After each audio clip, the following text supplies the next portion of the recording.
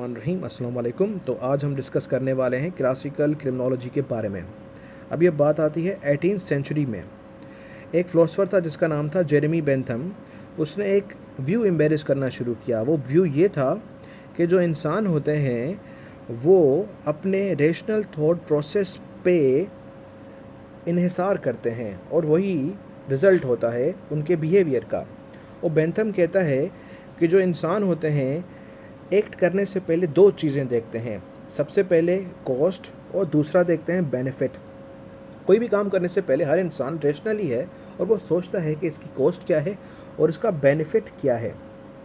फिर वो ये कहता है कि वो यकीन रखते हैं कि जो उनका एक्शन है, वो जो भी काम करेंगे वो काम से उनका प्लेजर इंक्रीज़ होगा। फिर उसके बाद उनका पेन थोड़ा सा कम होगा, रिडक्शन इन पेन आएगा। और यही यही रीज़न है हम क्रिमिनल बिहेवियर को एलिमिनेट भी कर सकते हैं और कंट्रोल भी कर सकते हैं इन चीज़ों से। अगर हमें पता चल जाए पेन एंड प्लेजर की चीज़ों का, तो हम इन क्रिमिनल बिहेवियर्स को कंट्रोल और एलिमिनेट कर सकते हैं। अब जैसे कि एक मतलब मुजरिम बनना चाहता है, कानून तोड़ना चाहता है, वो इस बात से कन्विंस्ड होगा कि जो उसकी पनिशमेंट है उस क्राइम करने की वो ज़्यादा है बेनिफिट से, तो जाहिर सी बात है वो क्राइम नहीं करेगा। अगर हम ऐसा ऐसा कानून बना दें और चोर देख के समझ जाए कि अगर मैं चोरी करूंगा तो मुझे कोई बेल नहीं मिलने वाली, ना ही पुलिस को पैसे दे के मैं छूटने वाला हूं, मुझे कोई बेनिफिट नहीं है, पकड़ा गया तो मैं सीधा 4-5 साल के लिए जेल के अंदर। तो वो चीज़ें ये ज़रूर चेक करता है कि बेनिफिट क्या है और नुकसान क्या है। फिर इसी बात पे एक बंदा है बिकेरिया, उसने फिर इस प्रिंसिपल को अप्लाई किया और एक ऐसे लिखा ऑन क्राइम एंड पनिशमेंट।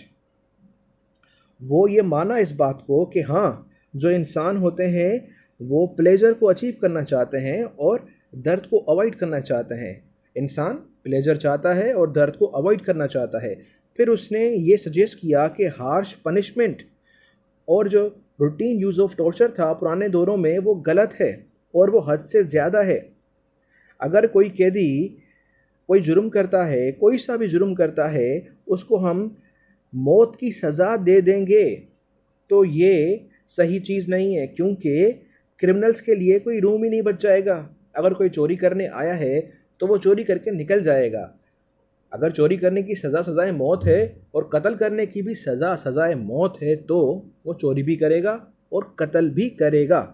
इसलिए उस क्राइम को ज़्यादा ना बढ़ाने के लिए ज़रूरी है कि जितना क्राइम किया जाए उतनी ही पनिशमेंट दे दी जाए। फिर ये बताता है कि क्राइम को अगर डिटर करना है, अगर रोकना है, तो जो पनिशमेंट है वो फेयर होनी चाहिए, बैलेंस्ड होनी चाहिए, प्रोपोर्शनेट होनी चाहिए। बस इतनी होनी चाहिए कि बैलेंस करे, काउंटर बैलेंस करे। जितनी चोरी का मतलब जितनी सज़ा बनती है उतनी उसको सज़ा दे दी जाए, तो दोनों प्लेजर और पेन बराबर हो जाएं, या जो पेन है थोड़ा सा बढ़ा दिया जाए ताकि प्लेजर को नीचे कर दिया जाए, तो इससे भी डिटरेंस क्रिएट होगी। फिर उसी हिसाब से उसने नीचे भी यही कहा है कि जो पनिशमेंट को अगर हर इंस्टेंस में दे दिया जाएगा और जो एक्ट ऑफ वायलेंस है अगर किसी भी प्राइवेट सिटीज़न के ख़िलाफ़ किया जाए या किसी पब्लिक बंदे के ख़िलाफ़ किया जाए, अगर वो जुर्म उसका साबित हो जाता है उस क्रिमिनल का, तो उसकी जो पनिशमेंट है उसको हम पब्लिकली पनिश करें, तो ये लोगों में भी डिटरेंस क्रिएट करेगा कि इसने चोरी की, पब्लिकली इसको हमने सज़ा दे दी, तो लोगों को ये मिसाल जाएगी कि हमें भी ये क्राइम नहीं करना चाहिए क्योंकि खुलेआम सज़ा मिलती है। फिर अब कुछ पॉइंट्स आ रहे हैं इस क्लासिकल क्रिमिनोलॉजी को बताने के लिए कि इसमें क्या चीज़ें थी। भिकेरिया और उसके कुछ फॉलोअर्स हैं, उन्होंने ये पॉइंट्स दी हैं। पहला पॉइंट ये है कि हर सोसाइटी में लोगों के पास फ्री विल होती है। फ्री विल किस चीज़ की? यहाँ तो वो क्रिमिनल तरीका इस्तेमाल करें या लॉफुल सॉल्यूशन इस्तेमाल करें अपनी ज़रूरत पूरी करने के लिए या अपने मसले हल करने के लिए। तो ये दो ऑप्शंस हर एक सोसाइटी में हर एक बंदे के पास है कि वो सही रास्ते से जाए या गलत रास्ते से जाए, तो उसके पास एक फ्री विल है। दूसरी बात करता है कि अगर हम क्रिमिनल सॉल्यूशंस पे थोड़ा सा ध्यान दें तो हम बहुत ज़्यादा उससे फ़ायदा उठा सकते हैं। हम ऐसे लॉज या कानून बना सकते हैं क्रिमिनल्स को स्टडी करके, जिससे हमें बहुत ज़्यादा फ़ायदा होगा। फिर तीसरी बात होती है, a person will choose not to commit crime only if he believe that the pain of expected punishment is greater than the promise of reward।